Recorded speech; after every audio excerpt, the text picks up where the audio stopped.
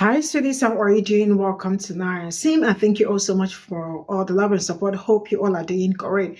This is a continuation of a video that I posted yesterday concerning how white women do not do their due diligence when it comes to their kids, and then in the end, it affects our own kids and our brothers, our siblings, sisters, and sons, daughters, and all that, right? So, and then I remember that I know some of them have this parenting skill that they use, and all these parenting skill, sorry, soft parenting skill that they use ends up putting them in trouble because I can't imagine how a child of 9 years that you cannot speak to your child. You cannot even correct your child. Why? Because it looks like you do not even have authority, or you cannot even be you cannot even tell your child to do something and they do it. And when all these are happening, it affects people that look like me. We've been on this for a longer time, and one of the people that spoke on this, Sister Pe0ple, was like, see, they are tired of white women always speaking on black things without even wanting to help black people. A lot of them are just willing to talk, but they are not willing to help or do something to stop some certain things. Like I keep saying, white women have a lot of power to put some certain things to an end. And if they really do want reparations for also black people, trust me, this is something that they can also do in a twinkle of an eye by rallying themselves around to do the needful, right? But they will rather tell you, how do you want us to help you? Please teach me how to deconstruct, which we are not ready to teach anybody. Let's get into. For those who don't know, it has been scientifically proven that the trauma of enslavement is weaved into the DNA of black people in the diaspora from the transatlantic slave trade. And in America, that was just a couple generations ago. So if they can have weaved into their DNA trauma, how do you think white people in this country who have massacred, colonized, genocided, and enslaved numerous groups of people, wiped certain groups off the face of the earth, okay? How do you think that's affected our DNA? When whiteness and maleness does not offer these reject children the privileges that they believed in on a cellular level that they are owed, they rebel in the biggest way possible, in the most traumatic way possible, to hurt as many people as possible, to say a big F you to the society that they believe is disenfranchising them.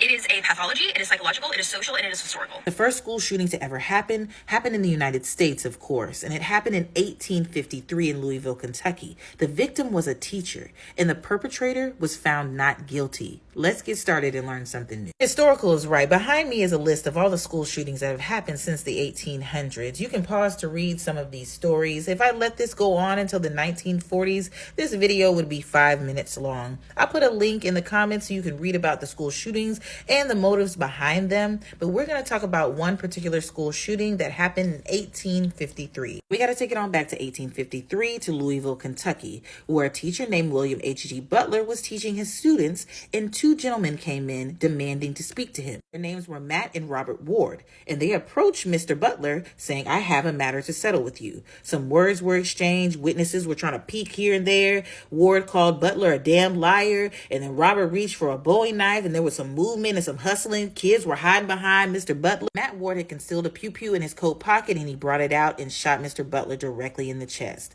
12 students watched in horror. The Wards scattered off and left the school. Mr. Butler was lifted up by several of his own students and taken to a nearby house. A doctor was summoned, but he did not make it through, and he died after hours of suffering. Matt Ward, who was 28, and his father was a 6-time Kentucky state representative who lived in an $80,000 mansion with 9 enslaved black people, was arrested along with his brother, who was 19 years old. The reason why Matt Ward was upset with Mr. Butler is because Mr. Butler gave his other brother 5 or 6 licks with a leather strap the previous day in school after being caught eating chestnuts in class. Teachers from all over the country came to Mr. Butler's funeral, and in 1854 the trial started, and it had to be moved from Louisville to another town called Elizabethtown because of the public outcry. And let's get to this non-guilty verdict. So fast forward to the prosecution. The prosecution portrayed Mr. Butler as a kind man who devoted his life to education. The proof was in the pudding. It was in his resume. He helped tutor kids. He was a teacher for years. One by one, his students testified how he helped them.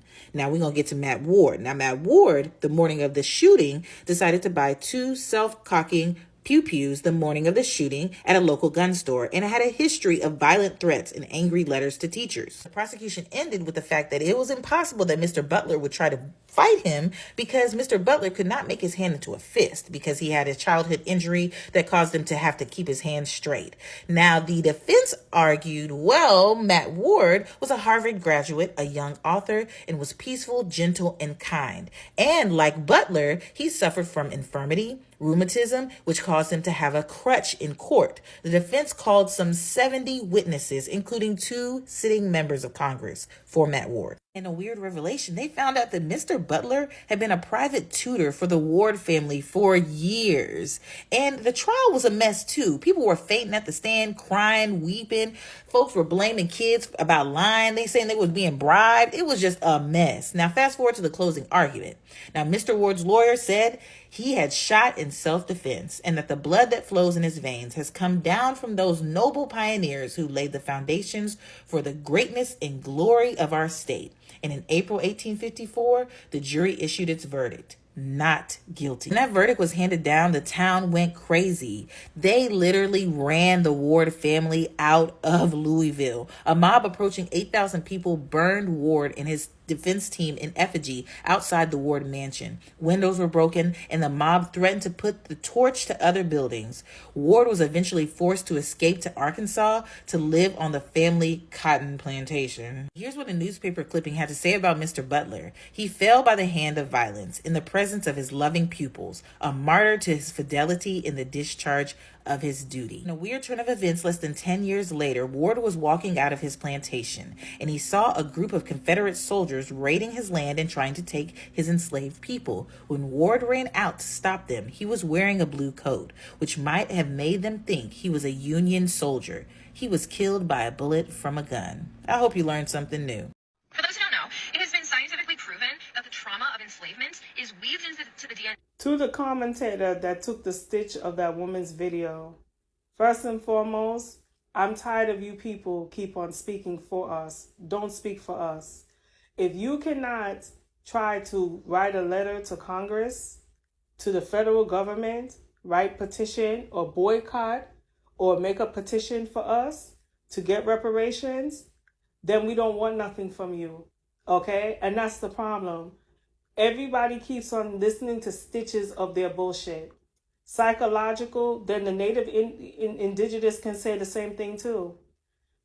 All the terrorism, shootings, massacres, lynching, path of destruction, wars came from the DNA, from the Caucasian DNA. Yes. If you look at history, you guys created nothing but war. You claim that you left England or your European country because you wanted peace and you wanted independence. You wanted the option to have the right for religion, speech, and not to pay taxes. And you got tired of the mental and physical cruelty that England was in capturing y'all and many other countries that you guys were living under, because you was under the UK and European and monarchy sector, and you wanted freedom. But meanwhile, you came over there, and I don't believe that whole entire story. I believe you guys were a team of missionaries, and you were sending information to your predecessor, to your superior, and letting them know what was going on, because that's the same thing happened in Hawaii when you guys were these so-called missionaries going over there to seek help and trying to find out the people that, no, you wanted to check out, surveil the place, and you saw what they were doing. Then meanwhile, you turn around, put the people them in bondage, segregated their children, talking about, oh, they need to learn how to speak English and this and all kind of stuff, and remove away from their culture, and had the kids them in these boarding house dorms and ill-treating them, and make them segregate and brainwash them and tell them that their parents are dead. Yeah, I heard some of the stories. And then even when the children were speaking their language, you used to beat them to death. Okay, you separated the men from the women, from the children. I heard some stories and I read some books. Okay, then the next minute you had families owning bananas and pineapple. And next minute they claimed that they were building schools and doing all of this stuff. But guess what? The people that wasn't even allowed to be in their own parish. So stop telling us about our history. We know our history very well. Psychological, being in our DNA, yes, because we read stuff. Not just looking at movies. We read stuff that they were supposed to teach us in school. But they don't want to teach us because they didn't want to see the skeletons that was in the closet. Okay? I remember I was reading a book where, you guys keep on saying that Haitian people are eating each other, which is cannibalism. Where do you think cannibalism came from?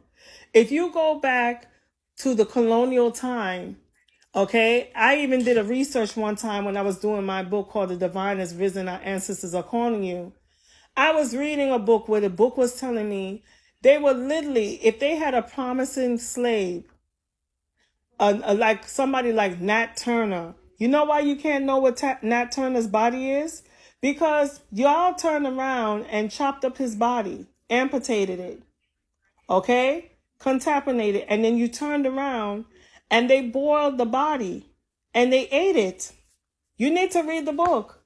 There's several books that talk about the cannibalism in the colonial time. When they couldn't survive off of each other, they were eating each other. They were doing research studies in Roanoke, Connecticut. They were saying that the massacre took place with the indigenous destroying them, but they couldn't find the bodies. Come to find out they were eating each other. Okay? Then you turn around and saying, oh, Haiti is doing that. Okay? Because the thing is, you guys can't do too much with Haiti. Now you want to bring Jamaica, West Indies to get involved with Haiti's crisis. And then you get Kenya involved in Haiti's crisis. Not to change the subject. Okay? After you guys turn around and took the people them resources, then you hear people getting mad saying the immigrants of Haitians are coming there, and it's multiple immigrants coming there because this same country from history had robbed other people's country and natural resources. So people shouldn't get mad. They should get mad at the government, not the immigrants, the government. Okay? If you go from Reagan's years, you go from Nixon's time, you go from Franklin, the two Roosevelts, okay? Even with Woodrow Wilson, you go all the way to George Washington, even to Abraham Lincoln, when he used to travel around. Y'all was complaining that you was doing defense something. It wasn't no defense. Even the Obama administration. And he had 2 terms. The Trump administration, okay, Biden administration, all of y'all. You went there and stole the people them natural resources, made them cash poor where their value of their money is not even worth anything. Okay? Then you're talking about the DNA and the psychological and the this and everything. Yes. If you turn around and did this to our ancestors, and I don't know how the hell they survived, because you guys did mental and physical cruelty. So when you're sitting there saying stuff that you learned from a textbook in college and trying to break it down because you're probably doing your research study as a PhD, okay? It's the same way how you guys went to King Tut's tomb and tried to go in his sarcophagus and taking out stuff out of there. And then the scorpions had to come and bite your ass because at the end of the day, you was being nosy. So I would like the people in the Caucasian community to stop talking about our history. Because when you guys are doing it, it's like a mockery. You're not helping us, okay? You're not helping us. And even with the Caribbeans, I don't want to see no Caucasian telling me about my culture in Jamaica or Panama or Cuba, okay? Because you guys are the same ones from your ancestors, if you go way back, are the ones that colonized and derised our people. Okay, and then your people had problems, but you come over to our place and we give you bread. But as soon as you guys get successful, you take everything we own, from country music, from rap music, from all types of genre, even from storylines, things that we invented. You get to find out that it was a black man that did the lights. There was a black woman that did the security. It was a woman that turned around and had cells that can basically help people heal from other diseases. It was a black man that did the refrigerator. It was a black man who did the assembly line for shoes. The original man that did the lights, not no Thomas Graham Bell. He stole it. Like Elon Musk when he be stealing stuff and then trying to make ideas and saying and trying to talk as if he knows what he's doing. No, you guys been doing that for years. And then you come talking about the DNA and the diaspora and the this and all kind of stuff. Most of the mass shootings is coming from people from the Caucasian community. Only a few of us went, and because we was in a cult or we got tired of it and they started shooting people. Okay, if you look at some of the back into the criminal cases, and guess what? You guys will get invested in jail and get protection, in jail after you finish killing off innocent people. Okay? And then meanwhile, the only part that got me with Camilla when she talked about the gun thing. I mean, how you have a gun and you see the mass shootings that's happening in this world. Okay? And they all come up with that speech. Oh, we have a gun. I do target practice. Yeah, but I don't see you doing reckless things. Like I said, don't talk about us unless we get our reparations. And I mean the real reparations are going all the way back. And we don't need nobody to be no advocate for us from now on. And I'm speaking for the people in the Caribbean too. Sick and tired of y'all keep on talking about our culture, our language, and trying to think that you can analyze us. I don't see no black person talk about European history. Okay, or talk about Caucasian history. No, we talk about our own history and we keep it like that.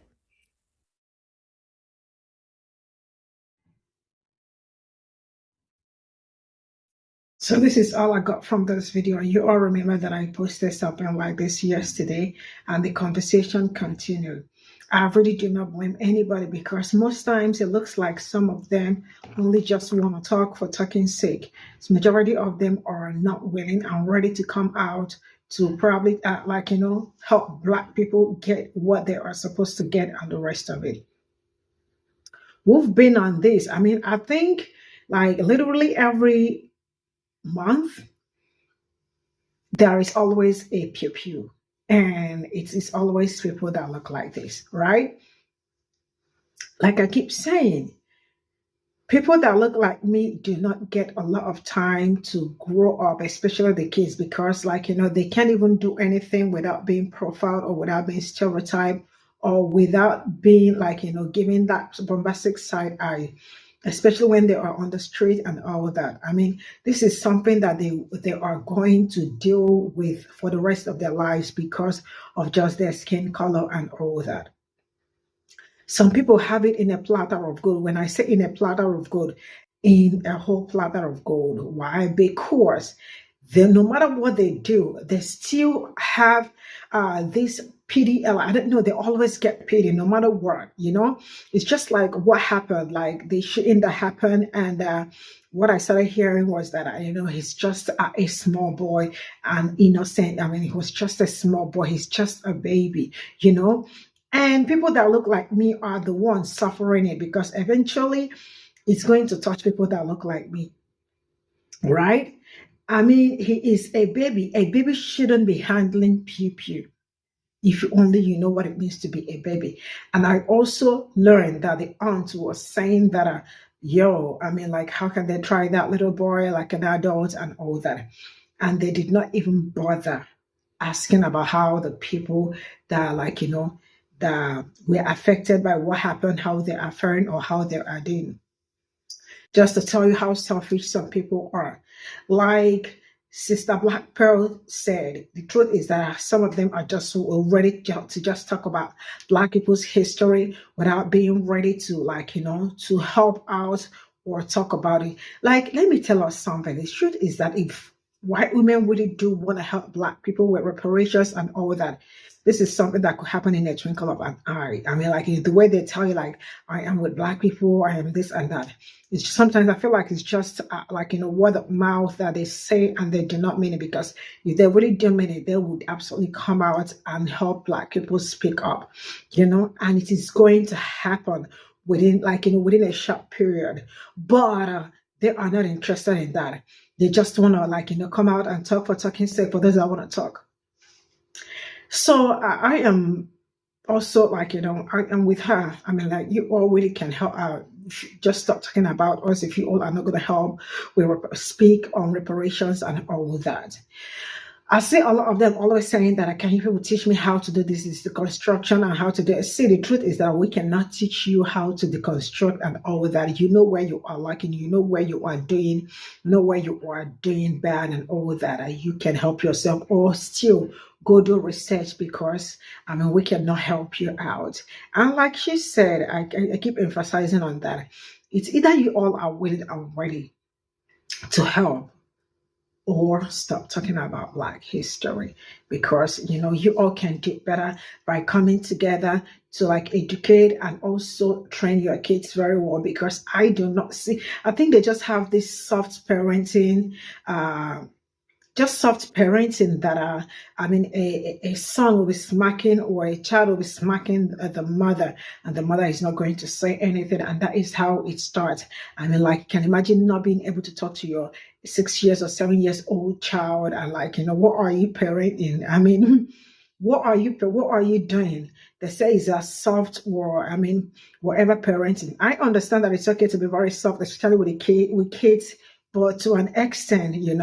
So if sometimes I feel like if you also do not catch them young, you probably might not be able to catch them, because when they are young, they probably will listen. But when there is a certain age they get to, they kind of grow bigger than you, because you have always been that soft, soft burger that cannot do anything, and they're right on you because they know you are very soft. So you really can help us, because a lot is happening to our kids, our brothers, our sisters, and all that.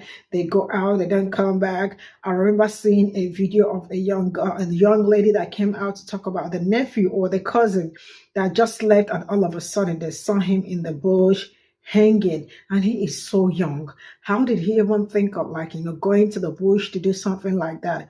There are some things you also see, you are like, what is going on? Because you feel like, how can this little boy think about that?